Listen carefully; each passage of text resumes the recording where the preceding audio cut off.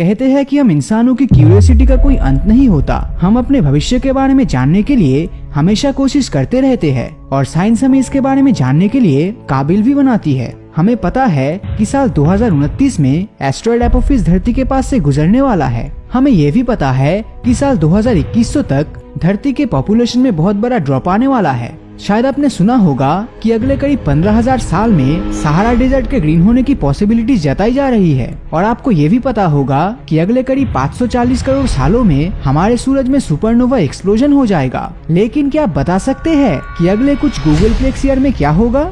मगर आप में से कई लोगों को गूगलप्लेक्स का मतलब नहीं पता होगा। जब हम 10 के ऊपर 100 की पावर लगाते हैं तो इस नंबर को हम गूगल कहते हैं। और अगर हम 10 पर गूगल की पावर लगा दे यानी कि 10 to the power 10 to the power 100 तो हम इसे गूगलप्लेक्स कहते हैं। आई एम श्योर आप में से कुछ लोग इस नंबर को कॉपी पर लिखना चाहते होंगे, लेकिन आप ऐसा नहीं कर पाएंगे। ये नंबर इतना ज्यादा बड़ा है कि अगर आप इसे पूरा लिखने की कोशिश करेंगे तो विजिबल यूनिवर्स की सारी जगह भी कम पड़ेगी। जी हाँ, आपने बिल्कुल सही सुना। इस नंबर को प्रिंट करने के लिए 10 टू दी पावर 94 बुक्स की जरूरत होगी। अगर हम एक बुक का एवरेज वेट सिर्फ 100 ग्राम्स भी मान लेते हैं तो 10 टू दी पावर 94 बुक्स का मास कम से कम मिल्की वे और एंड्रोमेडा गैलेक्सी के टोटल मास के बराबर होगा। आई थिंक इन सभी चीजों को सुनने के बाद आपको ये समझ तो आ ही गया होगा कि गूगलप्लेक्स ईयर एक बहुत ही ज्यादा लंबा टाइम है। आज हमारी धरती की एज करीब 450 करोड़ साल है और साइंटिस्ट मानते हैं कि अगले 300 करोड़ साल बाद हमारा सूरज एक रेड सुपर जायंट स्टार में बदलने लगेगा। ऐसे में मर्क्यूरी और वीनस को तो ये पूरी तरह खत्म ही कर देगा। फॉर्चुनेटली धरती इस डिस्ट्रक्शन से बच जाएगी, लेकिन अनफॉर्चुनेटली हम इंसान सूरज की हीट को नहीं सह पाएंगे। अगर हमें जिंदा बचना है तो हमें तब तक या तो अपने लिए दूसरा ग्रह ढूंढना होगा या फिर धरती को ही कहीं और ले जाना होगा। पर क्या हमारे पास सच में 300 करोड़ साल है? आज हमारी धरती का एवरेज टेम्परेचर 14 डिग्री सेल्सियस है, लेकिन आज से 150 करोड़ साल बाद ये कम से कम 40 डिग्री सेल्सियस तक पहुंच जाएगा। इस कंडीशन में जिंदा रहने के लिए हमें किसी दूसरे एक्सोप्लैनेट को ही ढूंढना होगा और होपफुली हम अगले 1000 साल में वहां तक जाने में सक्षम भी हो जाएंगे। आज से करीब 450 करोड़ साल बाद हमारी मिल्की वे गैलेक्सी पड़ोसी गैलेक्सी एंड्रोमेडा से टकरा जाएगी और ये दोनों गैलेक्सी आपस में मर्ज होकर मिल्क्ड्रोमेडा गैलेक्सी का फॉर्मेशन करेगी। इस टक्कर के दौरान दोनों गैलेक्सीज के सेंटर में स्थित सुपरमैसिव ब्लैक होल भी टकरा जाएंगे और इस कोलिजन के कारण बहुत सारे स्टार्स या प्लैनेट या तो खत्म हो जाएंगे या फिर गैलेक्सी से बाहर जाके रोग ऑब्जेक्ट्स बन जाएंगे। करीब 1000 करोड़ साल बाद हमारा सूरज एक व्हाइट डॉर्फ बन जाएगा और उस समय इसमें कार्बन और ऑक्सीजन का कंटेंट सबसे ज्यादा होगा एंड फॉर दैट रीजन इसकी लाइट और हीट बहुत ही कम हो जाएगी। 10,000 करोड़ साल बाद हमारे यूनिवर्स के ऑब्जेक्ट एक दूसरे से दूर जाने की वजह से बिग बैंग के दौरान बनी एनर्जी को लूज करने लगेगा और इसकी डेंसिटी काफी कम हो जाएगी। ऐसे में यूनिवर्स के सारे stars white, yellow and brown dwarf stars में बदलते जाएंगे और इसी के साथ वो और ठंडा होते जाएंगे। उस समय हमें यूनिवर्स में हर जगह न्यूट्रॉन स्टार्स और ब्लैक होल्स ही देखने मिलेगा। करीब 15,000 करोड़ साल बाद यूनिवर्स के ऑब्जेक्ट्स हमसे इतनी दूर जा चुके होंगे कि हम उन्हें टेलीस्कोप की मदद से भी मुश्किल से देख सकेंगे और मिल्की वे के ऑब्जेक्ट्स ही हमारे लिए यूनिवर्स बन के रह जाएगा।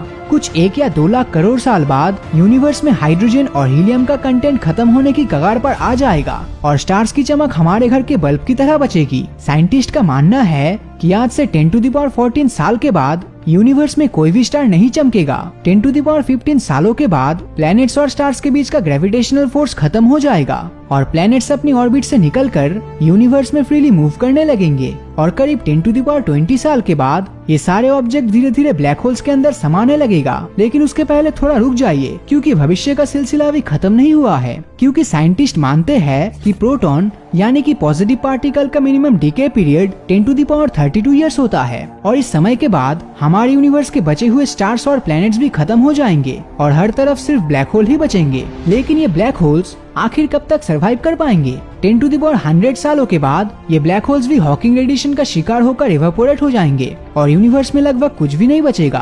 बचेगा तो सिर्फ फोटॉन्स, न्यूट्रिनोस, इलेक्ट्रॉन्स और पॉजिट्रॉन्स जो चारों तरफ ऐसे ही घूमते रहेंगे। कुछ साइंटिस्ट कहते हैं कि अगर उस समय तक यूनिवर्स में कुछ प्रोटॉन्स प्रेजेंट हुए तो आज से 10 टू दी पावर 1500 सालों बाद यूनिवर्स में हर जगह आयरन स्टार्स का फॉर्मेशन होगा। लेकिन समय के साथ लिक्विड आयरन से बने हुए ये स्टार्स भी कोलैप्स हो जाएंगे और ब्लैक होल और न्यूट्रॉन स्टार्स में बदल जाएंगे। कुछ लाख करोड़ साल के बाद ये ब्लैक होल्स और न्यूट्रॉन स्टार फिर से एवापोरेट हो जाएंगे और इसी के साथ वो खत्म भी हो जाएंगे। लेकिन साइंटिस्ट का मानना है कि सारे आयरन स्टार्स ब्लैक होल्स में नहीं बदलने वाला है और गूगल पे एक साल गुजर जाने के बाद भी ये एग्जिस्ट करेंगे। और क्या आप जानते हैं कि ये खत्म कैसे होंगे? ये खत्म होंगे एक बहुत बड़े एक्सप्लोजन के साथ, जो शायद यूनिवर्स में एक नया बिग बैंग होगा और समय के साथ नए स्टार्स और गैलेक्सीज को जन्म देगा। उस समय तक यूनिवर्स में हम इंसानों का अस्तित्व कायम रखना तो इम्पॉसिबल सी बात लगती है, लेकिन मैं उम्मीद करता हूँ कि यूनिवर्स में कोई न कोई एलियन सिविलाइजेशन इन सभी इवेंट्स को अपनी आंखों से देखने और इन्हें ऑब्जर्व करने के लिए जिंदा जरूर बचेगी।